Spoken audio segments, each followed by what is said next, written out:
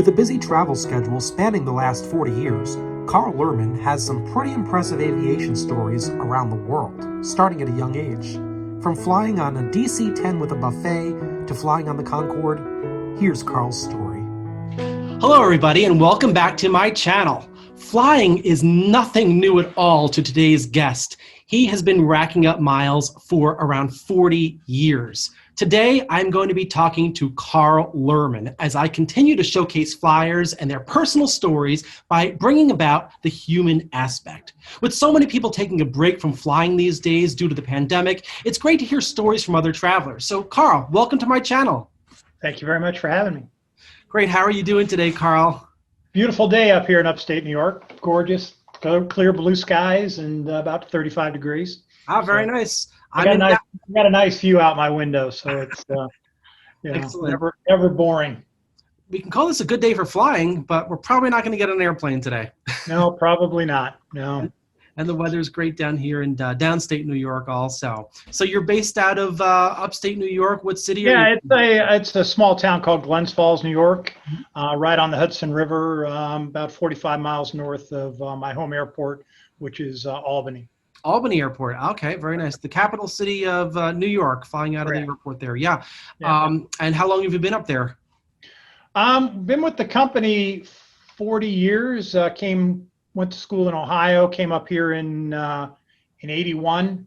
Mm-hmm. Then we took an assignment out in the Portland, Oregon area for a couple of years. We were out there from '86 to '90, and have been back here. Ever since. Or my family's been back here, and I'm mostly on it. Was pre-COVID, mostly on airplanes. So. Okay, and it sounds like you've been flying for quite some time. Yeah, no. Like I said, I'm a chemical engineer, and I work for a company that is in the pulp and paper business. We're an equipment supplier, and so the first job I took right out of university was as a field service engineer. Okay. And so. Basically, from day one, I've been traveling anywhere between hundreds of days a year to the lowest I think I've ever had up until COVID was maybe 120 days out. Really? Mm-hmm. First couple years, my wife and I were married. I averaged over 300 nights a year away from home. 300 nights a year away from home. That leaves 65 days at home. Yeah. She would think, because I drive by our house when I came home, and she goes, "Don't you remember where you live?" And I go, "Well, not really." And so those were we did those before we had kids, but after we had kids, then I cut it down to more like 100, 120, 140, somewhere in there. So. Wow. So for traveling for around 40 years, this goes back to the early 1980s when you really became a very significant face on airplanes quite regularly. Tell us a little bit about frequent flyer programs, because that's one thing that I do like to focus on. A lot of frequent flyer programs were obviously not at the level that they are today. Completely different programs. What airlines did you fly on back then, and how did the airlines recognize them? Well, I was, like I said, I went to school in Ohio, moved up here to upstate New York. As a field service engineer, the first couple of years I was doing a lot of West Coast work. And so flew mostly United, a little bit of American Airlines tossed in. And so I was an early adapter of both American Airlines and United Airlines frequent flyer programs. Mm-hmm. It was a little bit of an interesting. We were a small private company at the time, and it was very lenient travel rules. So basically, everyone in the company flew first class wherever we went, domestic and international. So it was the heydays, flying DC-10s cross country on United and. Flying a lot of red eyes, and the red eyes back then, the DC-10s actually had a buffet set up on a DC-10. So you take off from Portland, take the red eye home. Wow. DC-10s would be sitting and have a smorgasbord in the back buffet with salmon and 22 years old flying first class all around the world. It was a tough life. Yeah. Sounds very difficult. We also owned about half a dozen private planes. So would fly a lot from Glens Falls Airport, which is the local airport, and fly. If I was flying internationally, the company plane would take us to JFK, would take us to Hartford, would take us to Montreal. Nice. And yeah, so that was one great story was I'm working outside Spokane, Washington, and I just flown my girlfriend, soon to be fiance, out for the weekend. She was still in school in Ohio, and we get out there, and she's in town maybe a day. It's like spring break for her. And my boss calls me from Glens Falls, New York, and says, "Hey, it's kind of a slow time of the year. I've decided to have a field service guys meeting, so all the guys out in the field, I'm bringing them back to New York." And I said, "Well, I just flew my girlfriend out here." He goes, "Well, bring her back." I go, "To New York?" He goes, "Yeah." So we flew actually it's Tri-Cities, Pasco, Kennewick area, flew from there to Seattle, and we flew a Northwest 747 direct from Seattle to JFK. Oh, wow. And first class in a 747. And we get off the plane, and there's a little guy, two guys standing there with suits and ties with a little placard, Carl Luhrmann. And I go up to him and I go, "I'm Carl Luhrmann." They go, "Hi, I'm Malin Richards. I'm with Richmore Aviation, and we got the plane to pick you up." And so this is obviously pre-TSA, pre-911, so it was a King Air parked underneath the wing of a 747. So we went out the door there, went down. They went over to the guys unloading the bags, grabbed our bags, threw them in the back of this King Air, and we taxied out, flew out, went right up the Hudson, did a loop around the Statue of Liberty, did a loop around the World Trade Center, then went right up the Hudson River and landed at the airport at Glens Falls. And my wife was like, I think it was her first airplane trip ever to fly out to Pasco. And the second one is that. Yeah, well, that's a way to impress somebody. And then she flies first class back on a 747, and then the King Air waiting for us to take us up to Glens Falls. Wow. So, yeah. It's an exciting story, absolutely. So you've got a combination of commercial and private there. Yeah, and I'm 23 years old, right? That's just fun. an engineer with a small engineering company, and so it's why I'm still here after 40 years, though. Yeah, so living the high life then. yeah, well, the world's changed a lot since then, Yeah. but So when you used to fly different airlines, Yeah. what were their loyalty programs like? So today they're very, very competitive, of course, and generally people stick to one carrier unless you live in the city where you have two options. Right. Did you have high levels of status with multiple airlines with these? Well, mostly it was United and American. But like I said, we flew first class wherever we were going. Doesn't make a difference. Didn't make a difference. So the real change happened when we came back from Portland, Oregon, and we were a private company, and we got acquired, and then things happen, right? Yep, I see where this is going. lots of changes in terms of travel policy, and then I was now trying to get status. So I had status with United, but my job wasn't doing the kind of same West Coast travel like I was doing. So I really started hitting Delta hard and started working on the status there, basically for the upgrades. Right. And, so at this point, you're purchasing just a main cabin fare, as they say today, and then working towards the upgrades. And what year was this when you switched over to Delta? Probably like 89. Oh, wow. Yeah. Yeah. So, I mean, I had a million miles on United, but I wasn't flying to Portland or Seattle very much anymore. Yeah. And back then I was also doing China and Japan. So I'd gotten a lot on United that way. But then living here, at the same time, we kind of reorganized the company. The company that acquired us had their main office for North America down in Atlanta. So I was spending a lot of time Albany, Atlanta. And then being in the pulp and paper business, a lot of our big customers are in the South, South Carolina, Georgia, Alabama, Texas.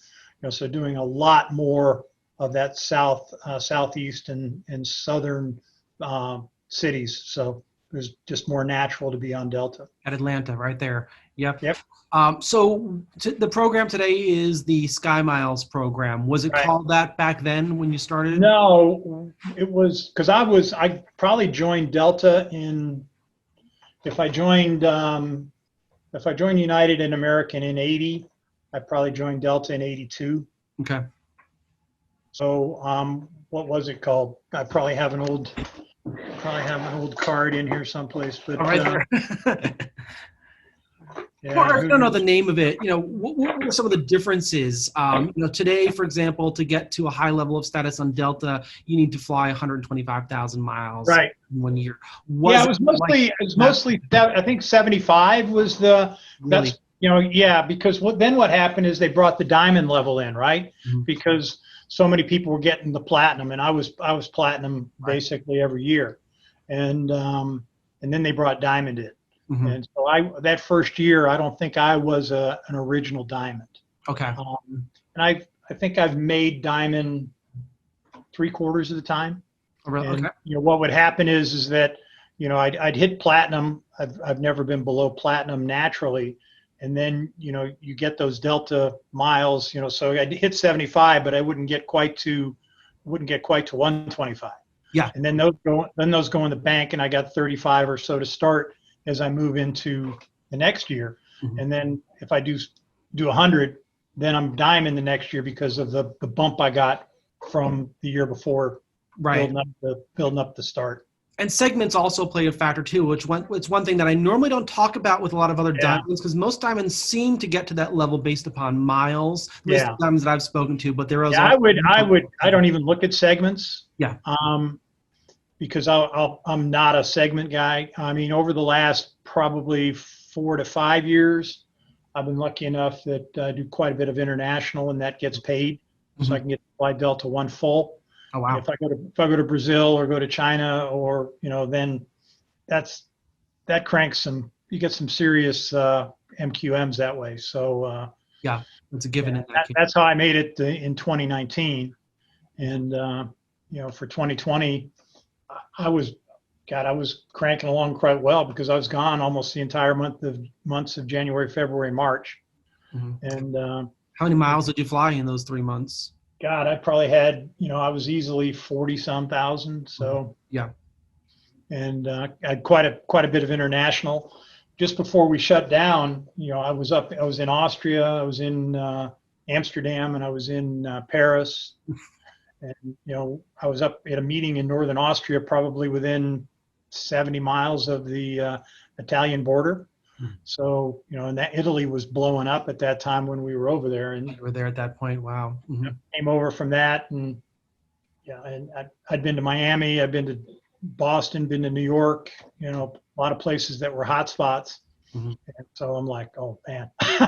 But it all stopped after March. It stopped, call it March 16th is, I think my last flight was March 13th. Mm-hmm. Yep, right around the time of most people's last business flights. I'll get back to that in one moment. I just want to ask one question about 2019, 2018. Did you actively seek out to get to your level of status, or did it just come naturally? Yeah, I've never taken a point run. Mileage. I've really never done a mileage run. I mean, I think I remember early on that I applied for one of the Delta credit cards, and that got me some points for signing up, and that was enough to move me into Diamond that year. This is probably 10, 12 years ago. But that was the only time I ever did anything like that to artificially bump the miles. Yeah, that actually happened to me today. I got an email that I got 10,000 MQMs for credit card spend, which I was quite pleased about since I'm not doing much flying. So yeah, exactly. So, but I mean, again, it's, if I make platinum, then that's okay. And, but like I said, I probably, 3 out of 4, I'm making diamond. So, So, but I've resigned myself. I think those days are done. Yeah, well, it looks like you're in your office now. So it looks like you are still working, but you're not traveling. So when the pandemic hit, what's your personal situation? What happened in terms of, well, your business situation, I should say, in terms of your travels? Was it banned?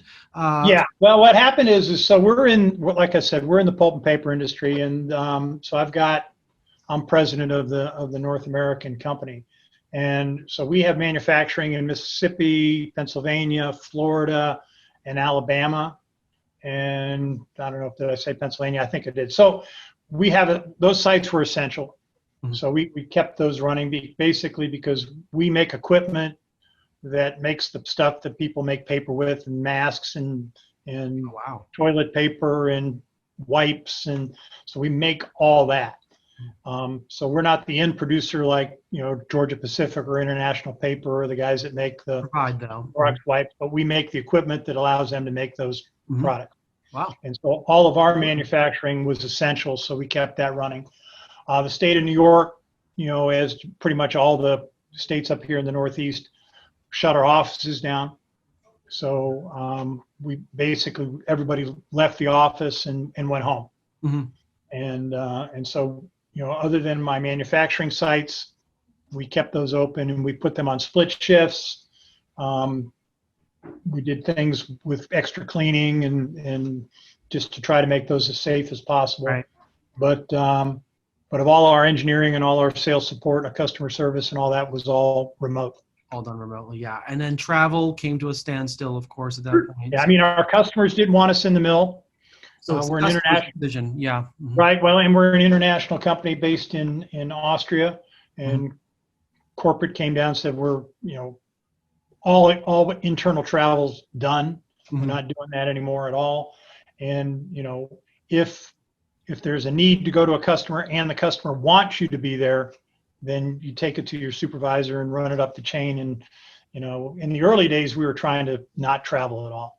And now we're trying to get out and travel a little bit more, but only when both parties agree, right? So exactly, yep. On both sides, you don't want to get there and they turn you away. Have you traveled at all for personal reasons on a plane during the pandemic?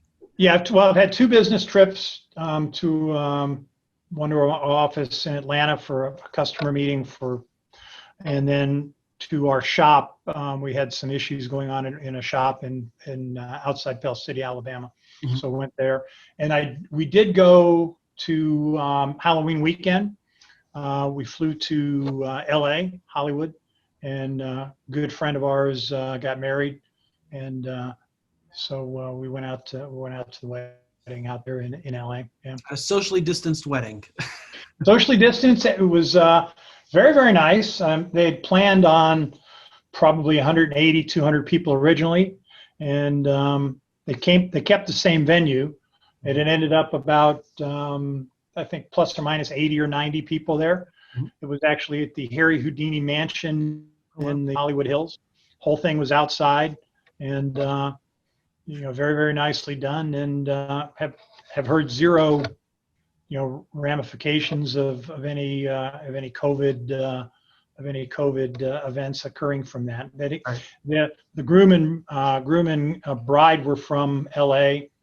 Her family was from Arizona, and his family is mostly from Northern California. So it was mostly in Arizona and California, and then a couple outliers. Like our son was there from Texas, and my wife and I from New York, but I think we were the only people there from the East Coast. Well, in terms of getting out there from the East Coast, obviously you flew Delta to get out there. What was your routing? We went Albany, Detroit, LA. Okay. And we flew. We flew. Got upgraded a couple legs, but mostly it was. I wasn't really worried about it because we were flying Delta Comfort with middle seat open. Right. I mean, who needs up front when you got a whole seat between you and you got the extra leg room up in Delta Comfort, and they're not doing meals, they're not doing really any service whatsoever. So if you've got the room, then you really didn't need the upgrade. So yeah, take advantage of that, absolutely. So but it was actually the whole thing was better than I anticipated. Mhm. People were polite. People were, respectful. Not everybody, how everybody just jumps up at the end of the flight, and people paused and took their time. And Right. you hear these stories about people not wearing masks and making a scene and things like that. We didn't see any of that. I haven't seen any of that on the 3 trips that I've been on. It's all been, Yeah, it's it's all been definitely very, rare. yeah, been respectful and professional, and and less people. I mean, it's not terrible, but it's Would be terrible nice for if, airlines. But for yeah, the it would be nice if traveling that could public, happen I mean, forever. yeah, it's okay. Yeah, I So know. I always try to seek out. I'll play a little last minute seat game of trying to figure out which seat is empty next to me and just change my seat last minute prior to boarding just so I have that extra space. It'd be great if we could yeah. have that all the time. And of course, Delta has extended Oh, I the know. keep empty I even love it. further into. Absolutely. Yep. So Yeah. No, everyone's that's. and what was your level of comfort in terms of safety on board and all the extra measures that Delta took? Um, I mean, I thought they were doing a very good job. Mhm. I have I didn't, I felt not uncomfortable in the least. My biggest, I would probably travel more if I didn't live in New York, because New York, I mean, we've got such major restrictions on us. I mean, when we came in the airport, well, the first time, 3 times, once there was nothing there. The other 2 times, the National Guard was there, and you've got to fill out that form. Yeah. So the Where you rules have where changed several times in New York. First, it was you Right. need to quarantine for 14 days no matter what. And then they Yep. changed it where you need to get a test 3 days prior to your departure. Right. And then I believe 4 days after, while in quarantine. And if you test negative, Right. then you're free to go. Which rule genre did you fit into? I was in the rules changed on November 3rd, Hmm. and that the testing rule changed November 3rd, Hmm. and that was the day we flew back from LA. Okay. So So they changed. the National Guard was still there when we got off the plane in Albany. So we had to fill the form in, and then we got a couple phone calls to make sure that we were quarantining and behaving ourselves. Um, but if I lived someplace where I could just get on a plane and go, it would be a much more comfortable thing to do. So Yeah, no, it is. I think it's a good thing that New York State has reduced the amount of time, and of course, testing is always a good thing. So that yeah, doesn't hurt to get tested. But originally, that kind of really held me back. Well, it still does hold me back for a lot of travel that I would like to do. And of course, right. sometimes certain destinations are worse than others depending on where you're going. New York, of course, has been fairly good last towards the end of 2020 with cases at a generally Yeah, lower number than the other states. So absolutely. Yeah. I'll take a flight. I'll get on an airplane out of LaGuardia and just fly right back to LaGuardia again, just for the fun of it. So since Yeah. it is very very safe to fly on an airplane with everything. I'm not, yeah, airplane doesn't bother me really. Yeah, I've talked to several people for who've been flying for different reasons. It's always a different reason why they don't want to fly, and of course, geography in this case has a lot to do with it, specifically for where you are. So great. So anything else that you'd like to share with us about any interesting stories in your past? Have you flown on any interesting airplanes? Anything you want to share at all? Yeah, well, there's a few interests. I got to fly the Concorde. Ah, Um, so I was Air so France I, or British? British Airways. So back in the probably mid to late 80s, I was living in Portland, Oregon, and I was looking after the West Coast for our company, and then I also got appointed as sales manager for South Africa. And this is apartheid times. And so you couldn't fly there direct. You had to go through Europe because there were no flights from the United States to South Africa. So I was flying West Coast, New York, and then over to London or Zurich or someplace, Frankfurt, and then down to South Africa. Mm-hmm. And one of the trips over, I flew New York to London and flew British Airways down to Johannesburg.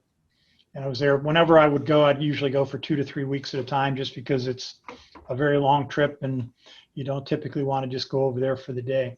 And while we were there on our way over, British Airways was on strike, and we had a lot of trouble and consternation to get there because they'd shut down 30% of their flights, and so we get to Johannesburg, and we're there maybe a week or 10 days, and get a phone call to the office in Johannesburg that they said, well, we have good news and bad news. The bad news is that your flight home from London to New York has been canceled. I go, well, that's not good. He goes, but the good news is we put a special Concorde flight on because you were flying club class or first class or whatever I was flying, and we're protecting those people on a special Concorde flight. Oh wow! So they've added a flight in addition to the regular Speedbird one. That would Well, and that was their only concern was they said the problem, sir, is that this flight is going to go out 30 minutes after the normal Concorde flight. And so we won't have room to have 2 planefuls of Concorde passengers in the Concorde lounge at the same time. All right, that's okay. Exactly. I said, well, we'll suffer through. And they said, of course, you have the rights to use the first class lounge. You just can't use the Concorde lounge. Yeah. So, but we got the bag tags and the little books they give you and all the amenities, and it was fun.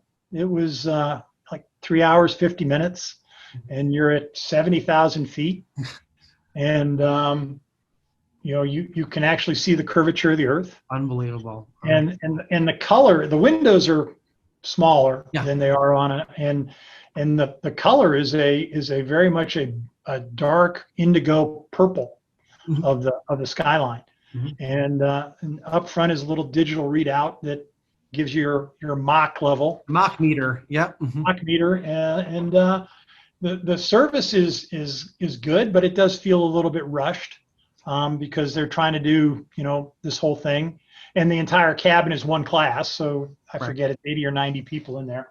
And so they're doing this one class of service for the whole plane. And I mean, it's a lot like a Gulf or a Lear. It's not, it's like sitting in Corvette seats. The seats are very comfortable, but, and I'm not a small guy, and it's, but it was the Concorde, right? So I'm not going to complain, but it was a hoot. Yeah, the Concorde is an interesting aircraft. I've been on the Concorde, but I didn't fly in the Concorde. Where was I? I was at the Intrepid Museum in New York City. It's on display there. Yeah. I was a little bit unimpressed by the size. You just look at a regular first class seat on a 737, and that's larger than the Concorde. You have more room. It's definitely feels more luxurious, but of course, it's all about the speed of getting to your destination. I'm sure the food was all top notch. No, it was. I mean, all the champagne you wanted, and the service was impeccable. And I mean, the whole thing was. I wasn't complaining. It was a great experience, and I think I kept that bag tag on my backpack for till it destroyed itself. So it was great to have been in the Concorde Club, as they like to call it. Exactly. Yeah, and so that was a good trip. And then I've had some interesting international experiences. I did a South African trip for a meeting. Went down again, New York to Europe, down to South Africa. Went to a meeting, and left that night. Came home. Went to my office for 2 days and went back again. So I did 2 round trips to South Africa. Why did you go home? We were trying to sell a very, very large project, and we had a customer meeting, and they were getting very close to making a decision. And so it was like 6 of us there, and 5 of them stayed because we were looking at construction and other issues. And they sent me back to New York to work with the estimators and the sales inside sales group and redo the whole proposal. Okay, makes sense. Went home for basically 48 hours. Went back to JFK and zipped back over. Right back again. Wow, that's a whirlwind of a story. So you've been quite a few times. Yeah, and then the worst one was in a blizzard in January up here in New York, and JFK got closed. And I was trying to get to Jakarta. And so New York was closed, and ended up taking a limo from Glens Falls to Montreal, Montreal to Atlanta, Atlanta to Paris, Paris to Singapore, Singapore to Jakarta. And I get there, and I've got a country manager that was there waiting for me on the other side of immigration. And so I go through the line, hand the guy my passport. He flips through, stamps it, hands it back to me, and the passport's between my thumb and forefinger, and I'm just closing my fingers, and he pulls it back. And he opens the passport back up. He goes, "This passport's not valid." I go, "What do you mean it's not valid?" He goes, "Well, Indonesian law requires that your passport be good for 90 days past the day that you're going back." Oh. I said, "Okay." And so he goes, "Yours is only 88 days. And I'm like, "Okay." Really? He goes, "You have to go." Oh, no. And I said, so I'm thinking to myself, okay, I'll just go back. I'd flown in from on British Airways to Singapore. I'd just take that plane back, go to the embassy, and get my passport renewed and come back. Right, right. And he goes, "Oh, no, you've got to go back to your original point of debarkation." Oh. And so then he goes, snaps his fingers, and these two little young, Indonesian soldiers that probably are 5'2" and 17 years old, come over with guns over their shoulders that are as big as them, and they take me away. Oh, wow. And I go into this small little 2 meter by 2 meter office. I'm just sitting in there probably 5-10 minutes, and trying to text with my colleague on the outside. He's like, "Give him money." I'm like, "Yeah, probably not the best thing to try to bribe somebody with a gun. I'm good." And then this guy comes in kind of dressed like, Noriega, like a, big medals, big hat, and he's got my passport, puts it in a diplomatic pouch and says, "Let's go."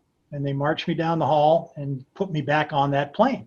Wow. So you didn't have to go through any customs or anything, of course. I never made it outside the airport. Yeah, really never made it into the country at all. Yeah. So right. So now I get on this British Airways plane, and I was flying first class, put me in the first class seat, take off. Pilot comes back with that diplomatic pouch, and he goes, "I'm not supposed to give this to you till we land in Singapore, but you're not going anywhere." Hands me my passport, and then he goes, "Well, what happened?" And I told him the whole story. He goes, "Well, they checked your passport in Montreal. Yep. Checked your passport in Atlanta. Yep. Checked your passport in Paris. Yep. Checked your passport in Singapore. Yep." He goes, "Delta or British Airways or both are probably going to be fined." I think he threw a number out like $50,000. Wow. Because that's the whole thing they're supposed to do, is check visas and passport that they're correct. To let you know. That's why you hand your passport to them all these times, Right. to make sure that this doesn't happen. Mm-hmm. Interesting. Yeah. So anyway, so then the worst part happens is now, so when I left New York, it was a blizzard, right? So I had driven 4 hours in a blizzard to get to Montreal. Right. So I don't know if I'm up 50 hours or something at this point in time. I've traveled 50 hours. Right. And so now I get to Singapore, and I get off the plane. There's a little gate agent waiting there with my name. And he comes over and he goes, and he hands me the boarding passes from Singapore to Paris, Paris back to New York. Mm-hmm. And I look at them, and they're like 73B and 81B. So they are middle seats in the back. In the back. And I got at that point. Yeah. I got zero patience for this guy right now, right? Yeah. And so I just went up one side, down the other with him, and I said, "Take me to jail right now, because I am not getting on this airplane." You'd rather do that than sit in the B seat. I go, "I came over here first class. I paid first class. You guys were the ones that screwed up because you checked my passport in Montreal, Atlanta, Paris." I go, "I'm not getting on that plane. Right. You put me in the seat I came over with, or we can go out front and we can discuss this with somebody else." So he goes over starts tapping away, looking over his shoulder, tap, tap, tap, tap. Comes back, hands me hands me 2 more boarding passes, and I'm up front. All right. So it all worked out in the end. Well, and then what happened was I went home. I went here to Glens Falls, changed clothes, went to New York City, hired one of those Mr. Visa, and they walked my passport through, got me a new passport, and then they walked it through and got a new visa. And I got back on the plane and flew back to Jakarta. To where you wanted to be. Exactly. The same people there at the airport, or? I don't know. I don't remember that, but we ended up going to the customer, selling the big job, got the order. But yeah, so. Wow, what a story. What a story. Yeah, fun time. Yeah.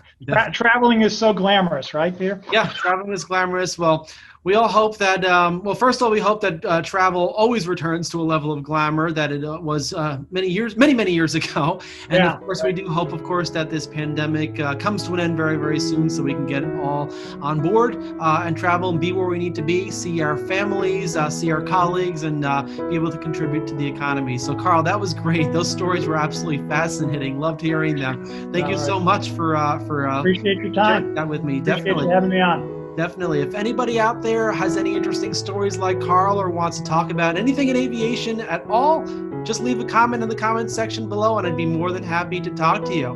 If you have any questions or comments, again, do the same. The comment section is available for you. Don't forget to subscribe to my channel and hit that little bell button so that you're alerted as to every time I post a new video. Stay tuned for more. And once again, thank you very much, Carl. Appreciate it. Take care, Peter. Have a good evening. Thank you.